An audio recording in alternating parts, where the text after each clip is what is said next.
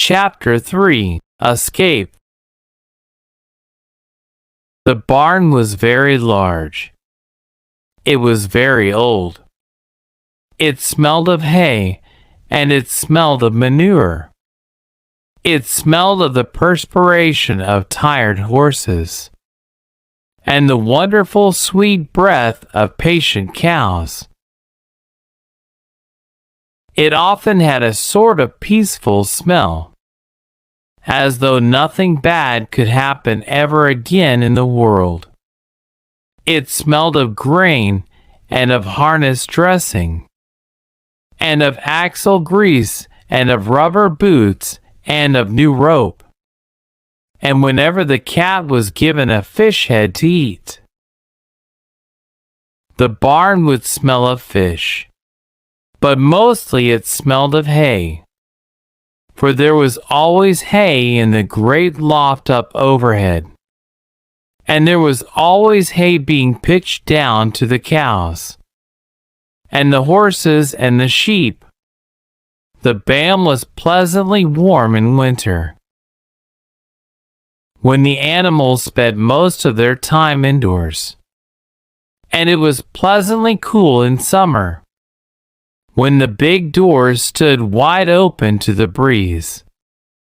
The barn had stalls on the main floor for the work horses, tie-ups on the main floor for the cows, a sheepfold down below for the sheep, a pig pen down below for Wilbur, and it was full of all sorts of things that you find in barns: ladders, grindstones, pitchforks, monkey wrenches, scythes, lawn mowers, snow shovels, axe handles, milk pails, water buckets, empty grain sacks, and rusty rat traps.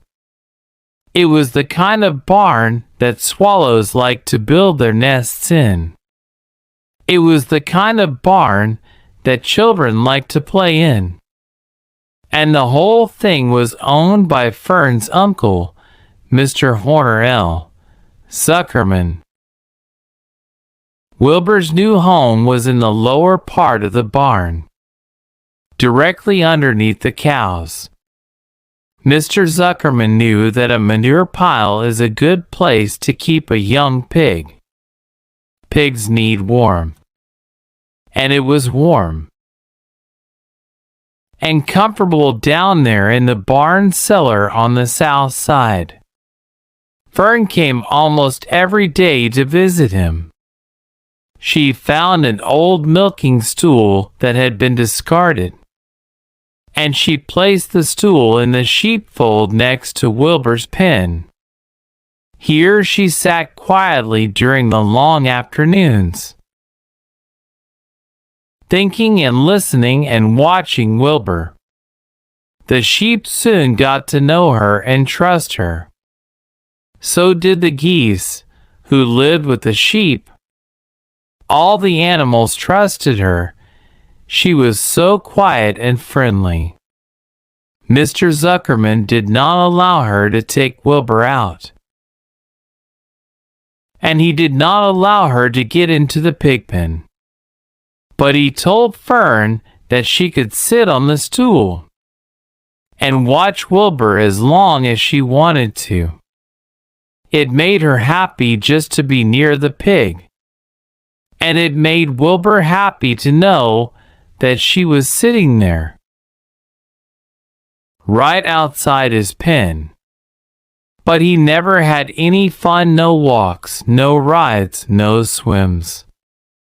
One afternoon in June, when Wilbur was almost 2 months old, he wandered out into his small yard outside the barn. Fern had not arrived for her usual visit. Wilbur stood in the sun feeling lonely and bored. "There's never anything to do around here," he thought. He walked slowly to his food trough and sniffed to see if anything had been overlooked at lunch. He found a small strip of potato skin and ate it. His back itched, so he leaned against the fence and rubbed against the boards. When he tired of this, he walked indoors, climbed to the top of the manure pile, and sat down. He didn't feel like going to sleep. He didn't feel like digging. He was tired of standing still, tired of lying down.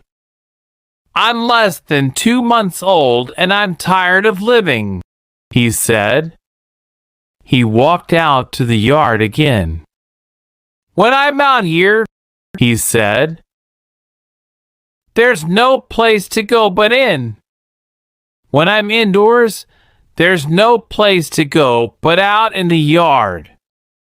"That's where you're wrong, my friend," said a voice. Wilbur looked through the fence and saw the goose standing there. "You don't have to stay in that dirty little yard," said the goose, who talked rather fast. "One of the boards is loose. Push on it, push, push, push on it, and come on out." "What?" said Wilbur. "Say it slower." At the risk of repeating myself," said the goose, "I suggest that you come on out. It's wonderful out here. Did you say a board was loose?" That I did, said the goose. Wilbur walked up to the fence and saw that the goose was right. One board was loose. He put his head down, shut his eyes, and pushed. The board gave way. In a minute, he had squeezed through the fence and was standing in the long grass outside his yard. The goose chuckled. "How does it feel to be free?" she asked. "I like it," said Wilbur. "That is, I guess I like it."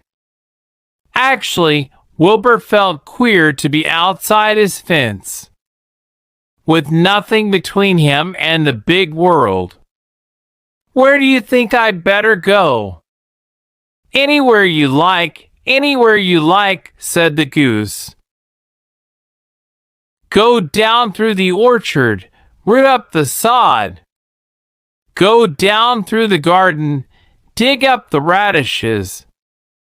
Root up everything. Eat grass.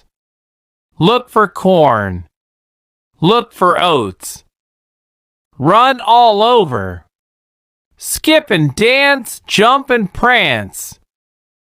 Go down through the orchard and stroll in the woods.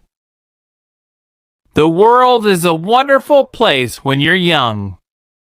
"I can see that," replied Wilbur. He gave a jump in the air, twirled, ran a few steps, stopped, looked all around, sniffed the smells of afternoon, and then set off walking down through the orchard, pausing in the shade of an apple tree. He put his strong snout into the ground and began pushing, digging and rooting. He felt very happy. He had plowed up quite a piece of ground before anyone noticed him. Mrs. Zuckerman was the first to see him. She saw him from the kitchen window, and she immediately shouted for the men. "Homer!" she cried. "Pigs out! Lurby! Pigs out! Homer! Lurby! Pigs out!" "He's down there under that apple tree. Now the trouble starts," thought Wilbur. "Now I'll catch it." The goose heard the racket, and she, too, started hollering. Run, run, run downhill, make for the woods, the woods, she shouted to Wilbur. They'll never, never, never catch you in the woods. The Cocker Spaniel heard the commotion, and he ran out from the band to join the chase. Mr. Zuckerman heard, and he came out of the machine shed where he was mending a tool. Lurvy, the hired man, heard the noise and came up from the asparagus patch where he was pulling weeds. Everybody walked toward Wilbur, and Wilbur didn't know what to do. The woods seemed a long way off, and anyway, he had never been down there in the woods, and wasn't sure he would like it. Get around behind him, Lurvy, said Mr. Zuckerman, and drive him toward the barn. And take it easy, don't rush him. I'll go and get a bucket of slops. The news of Wilbur's escape spread rapidly among the animals on the place. Whenever any creature broke loose on Zuckerman's farm, the event was of great interest to the others. The goose shouted to the nearest cow that Wilbur was free, and soon all the cows knew. Then one of the cows told one of the sheep, and soon all the sheep knew. The lambs learned about it from their mothers. The horses, in their stalls in the barn, pricked up their ears when they heard the goose hollering, and soon the horses had caught on to what was happening. Wilbur's out, they said. Every animal stirred and lifted its head, and became excited to know that one of his friends had got free, and was no longer pinned up or tied fast. Wilbur didn't know what to do or which way to run. It seemed as though everybody was after him. If this is what it's like to be free, he thought, I believe I'd rather be pinned up in my own yard. The Cocker Spaniel was sneaking up on him from one side. Lurvy the hired man was sneaking up on him from the other side. Mrs. Zuckerman stood ready to head him off if he started for the garden. And now Mr. Zuckerman was coming down toward him carrying a pail. This is really awful, thought Wilbur. Why doesn't Fern come? He began to cry. The goose took command and began to give orders. Don't just stand there, Wilbur. Dodge about, cried the goose. Skip around, run toward me, slip in and out. In and out, in and out. Make for the woods. Twist and tum. The Cocker Spaniel sprang for Wilbur's hind leg. Wilbur jumped and ran. Lurvy reached out and grabbed. Mrs. Zuckerman screamed at Lurvy. The goose cheered for Wilbur. Wilbur dodged between Lurvy's legs. Lurvy missed Wilbur and grabbed the spaniel instead.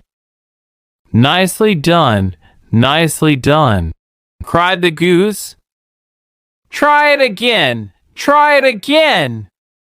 Run downhill, suggested the cows.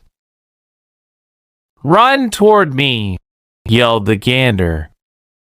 Run uphill, cried the sheep. Turn and twist, honked the goose. Jump and dance, said the rooster.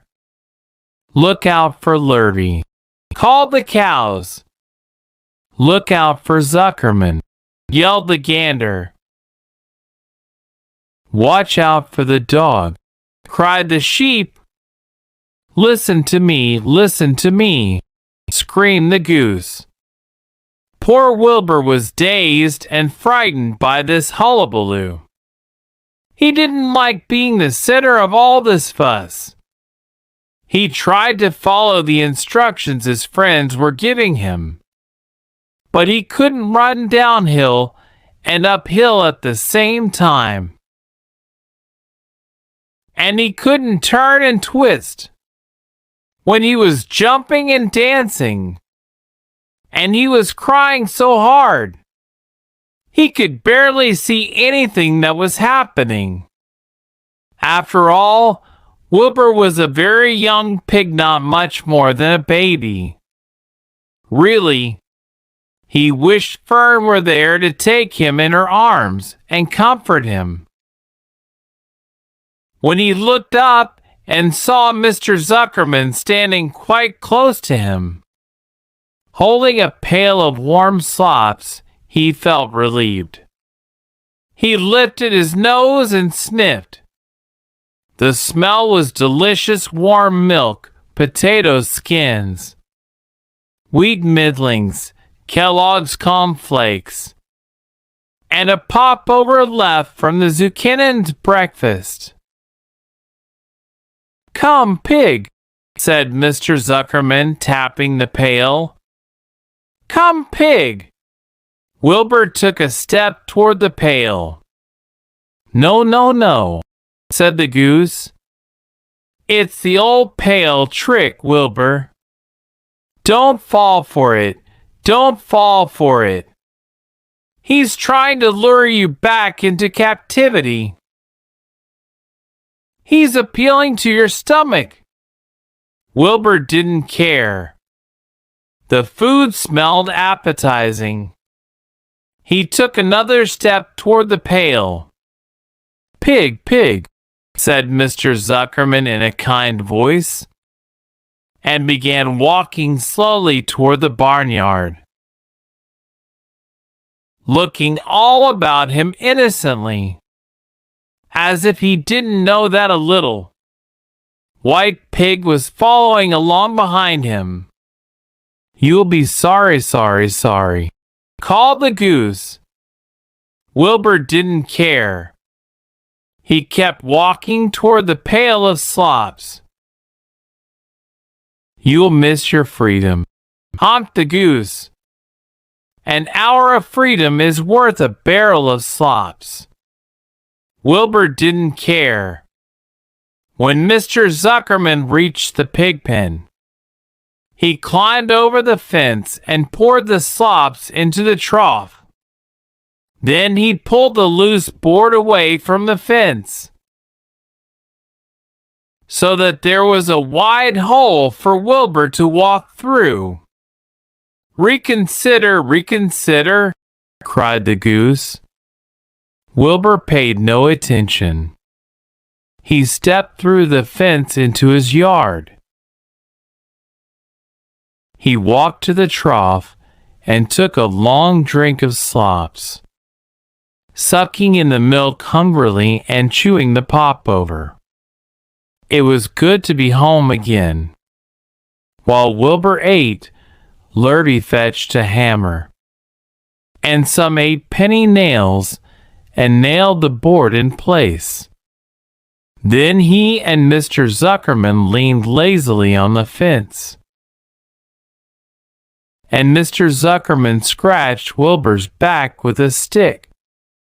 He's quite a pig, said Lurvy. Yes, he'll make a good pig, said Mr. Zuckerman. Wilbur heard the words of praise. He felt the warm milk inside his stomach. He felt the pleasant rubbing of the stick along his itchy back. He felt peaceful and happy and sleepy. This had been a tiring afternoon. It was still only about 4 o'clock, but Wilbur was ready for bed. "I'm really too young to go out into the world alone," he thought as he lay down.